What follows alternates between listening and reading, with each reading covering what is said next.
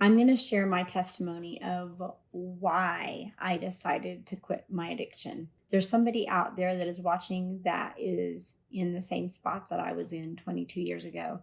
So this is going to sound a little freakish, and I can laugh about it now, but honestly, it was awful to live through. I had full-length mirrors stationed at every corner in our home so that I could see whether or not one of my girls came running through the house to come to the room that I was in, where I was doing something that I shouldn't be doing. That's how messed up my life had gotten, is that I was trying so hard to keep my mommy hat and my addicted person hat from smashing into each other because I wore them at different times and I thought I could keep my worlds separated, but I couldn't. And I was in the kitchen and I would take a drag off my cigarette and I would make sure that I put it out in the candy dish and I would put the candy dish lid on it, and I had a fan and it went out the window, and I had spray, whether it was a drink of alcohol or doing a line of methamphetamine. I didn't want my kids to see me doing that. So I had a little stash spot and it was far away from their reach,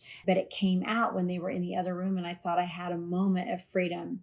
So as Samantha snuck past all those mirrors, then she came right up to the counter where I was doing what I was doing, and my back was to her. And I saw two little hands and I saw her pull her little body up, and she looked at all the stuff on the counter and she was just wondering what it was. She'd never seen it. And then she looked up at me, and it was the moment that she looked up at me that she saw the fear in my eyes, because I thought, no, I didn't want her to see that. No, you saw it. So I don't think it was as much that she was fearful and anxious about what she saw on the counter as what she saw in my eyes, because she saw a different person than she had seen 20 minutes before that, 10 minutes before that, with my mommy hat on. In that moment, I thought, I'm just like my dad. And it hit me like a ton of bricks. I'm an addict. It's something I never ever wanted to be. I couldn't get it out of my mind from that point forward. And I was already going to church to look like a good mommy, reading the book of Nehemiah. And I just knew, though, I had to have relief. And I'm having constant conversations with God at this point. I just remember thinking, if he would just do this, if he would just do that, speaking to God about what he would just do for me, then I would do something for him. And he told me in no uncertain terms, stop bargaining with me.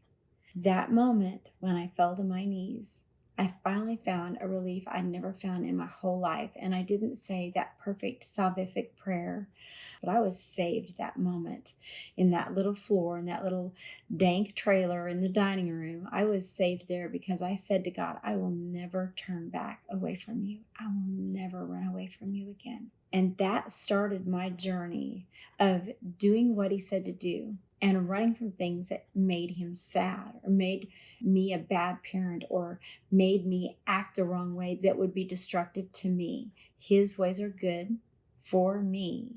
He creates those boundaries for me. So it was the mindset of a Christ follower that changed my decision making.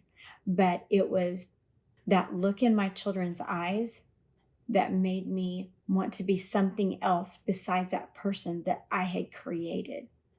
God created me with a plan and a purpose, and I had allowed the enemy to come in and steal that purpose, and I created a person that was not good. And so I got back to my plan and purpose that God gave to me before he even created me in my mother's womb. And I love my life.